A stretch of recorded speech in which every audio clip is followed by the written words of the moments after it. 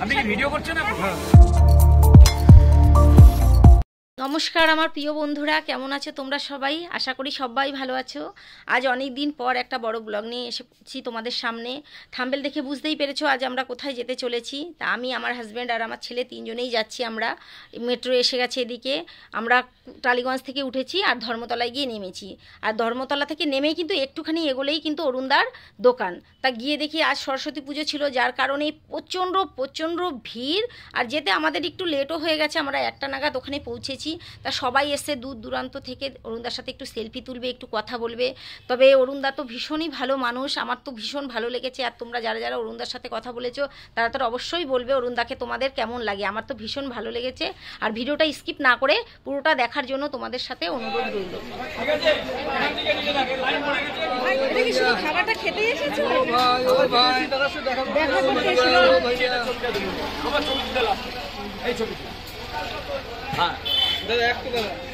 দাদার ছবিটাও তুলে এনারা সব অনেক থেকে সব খেতে এসেছে, সবাই খাওয়া দাওয়া করছে, আমরাও খাবো। খেয়ে দেখো খাবারটা দেখা আর লাইনটা তো তোমরা দেখেছো, এখন আরো বেলা বাড়ছে, আরো লাইন বাড়ছে আস্তে আস্তে। আলু 65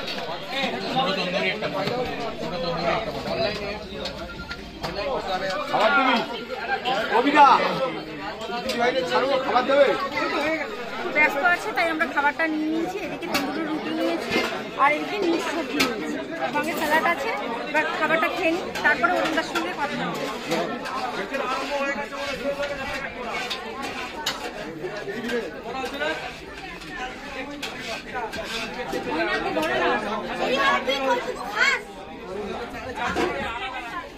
আমার বেটা কোথায় থাকে? কি করে খাবে? দারুণ হয়েছে খাবারটা, কিন্তু প্রাইসটা একটু কম আছে। ফুলকপি দিয়ে দাও 35 আর 18 16 1,70,000 1,70,000 2 লাখ টাকা।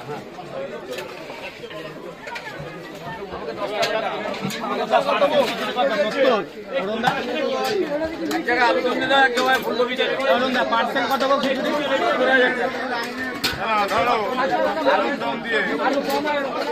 তো বন্ধুরা, এদিকে আমি 1 প্লেট খিচুড়ি নিয়ে নিয়েছি গরম গরম, সঙ্গে ছিল পাঁপড় ভাজা, আলু ভাজা। তা খেয়ে দেখলাম অসাধারণ হয়েছে খিচুড়িটা। একবার খেলে বারবার তোমাদের ইচ্ছে করবে আবার এসে একটু খাই।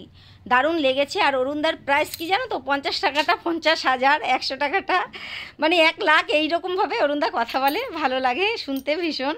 তা আমরাও নিয়ে নিলাম, নিয়ে খেয়ে দেখলাম। আগে তন্দুরি রুটি খেলাম, সেটাও ভালো লেগেছিলো, মিক্স সবজিটাও দারুণ করেছিল।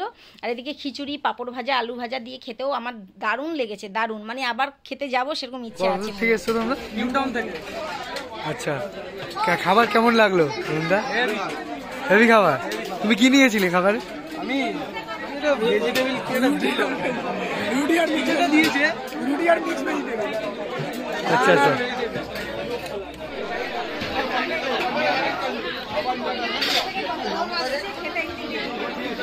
দাদা কত থেকে এসেছেন আপনি? কি দাদা খাবার খেলেন? না না, আমি আজকে এসেছিলাম, নাম শুনেছি তো এলাম। তা কেমন লাগলো দাদা? প্রচুর লোক, প্রচুর ভিড়। রাস্তায় দাদার সাথে কোনো কথা সেরকম বিশেষভাবে বলা হয়নি, তার জন্য আর একদিন আসবো।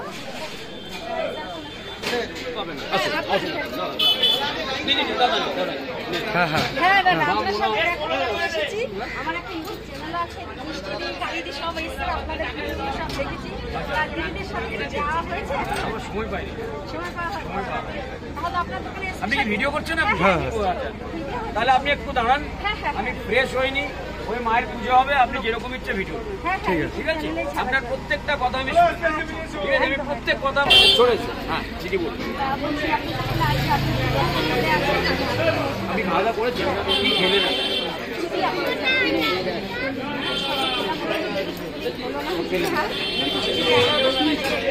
11-12 সময় আসুন। আর সব দিক দিয়ে আপনি তো ব্লগার বললেন, মানে ইউটিউব করেন তো আপনি। আমি এটা আমার মতামত, আপনার মতামত না, এটা আমার মতামত। আমি এইটুখানি আপনাকে বলতে পারি, মানুষদের কাছে সব কিছুই দেখানো দরকার।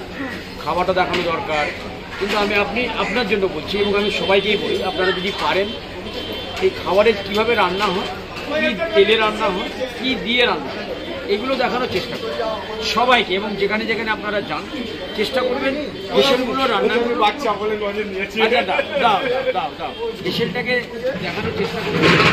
ওই রান্নাটা কী তেলে হয় বা কী মশলাতে হয়, কী দিয়ে হয়। কারণ যেনারা খান ওরা তো সবাই মানুষ, আপনাদের ভরসায় করে কিন্তু এখানে খেতে আসে, এবং প্রত্যেকটা দোকানে কিন্তু সেই আপনাদের ভরসা নিয়ে কিন্তু খেতে যায়, তাই না? আমি যদি ভুল বলে থাকি আমার ক্ষমা করবেন। ভোরবেলা আসুন, আপনি আসুন না, 6টা থেকে শুরু করে নিয়ে 9টায় আসুন, 8টায় আসুন। আমার রান্না মোটামুটি 11টা 11:30 কি রান্না, আপনি যে কোনো এক সময় করে আসুন, কিন্তু দেখান। এটা আমি শুধু বলছি না যে জয়মাতারার দোকানে, যেটা বলছি যেখানে যেখানে খাবারের দোকানগুলোতে যান আপনারা, মানুষের কাছে ওই জিনিসটা কিন্তু খুব কম দেখানো। আমি জানি না কেন, দেখি খাবারের টেবিলে খাবার দেখাচ্ছেন, রান্না করাটা কিন্তু খুব কম দেখাচ্ছেন, অথচ খাবারের টেবিলগুলো দেখাচ্ছেন, খাচ্ছে দেখাচ্ছেন, কিন্তু রান্নাটা কোনোদিন দেখাচ্ছেন না। এবং আমি একটুখানি বলি, যারা এখানে আমাদের এখান থেকে অনেকে এসছেন ইউটিউবাররা বা অনেক ছবি তুলে নিয়ে গেছেন, 2-3 জনই আছে বা 4 জন আছে, তারা কিন্তু আমার কাছে জয়মাতারার দোকানে ভীষণ আসে যে ওর তোমার রান্নাটাকে দেখা। অনেকে আসবেন, নিশ্চয়ই আসবেন, অবশ্যই আসবেন। তাতে আপনাদের ভালো, যে আপনারা তো বলতে পারবেন যে দেখো আমি এইটা দিয়ে দেখালাম, আমি এইটা দিয়ে অরুণদা রান্না করলো বা রামচাঁদ যদুমধু রান্না করলো। কিন্তু রান্না যে হয়েছে খেলাম খুব ভালো লাগলো, খুব ভালো লাগলো। হ্যাঁ রান্না খেয়ে ভীষণ খুশি হলো। আবার একবার খেলে আরেকবার ইচ্ছে কিন্তু আসে। তো যে টাকা দিয়ে আপনি খেলেন জয়মাতারার দোকানে, কত হাজার টাকা নিল? সেটাই কত হাজার টাকা নিল? 50,000 টাকাটা কি আপনার খেয়ে কি মনে হলো জলে কি গেল? আপনি আমায় প্রশ্ন করবেন কি উল্টে আমি আপনাকে প্রশ্ন, তাই না? ভালো থাকবেন, একদম। জয় মাতা।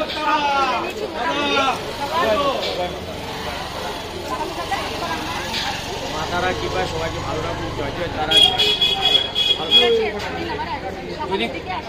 যদি কোনো সময় যদি মায়ের মন্দিরে যান, ঘুরে আসুন। জয় মাতা, জয় মাতা।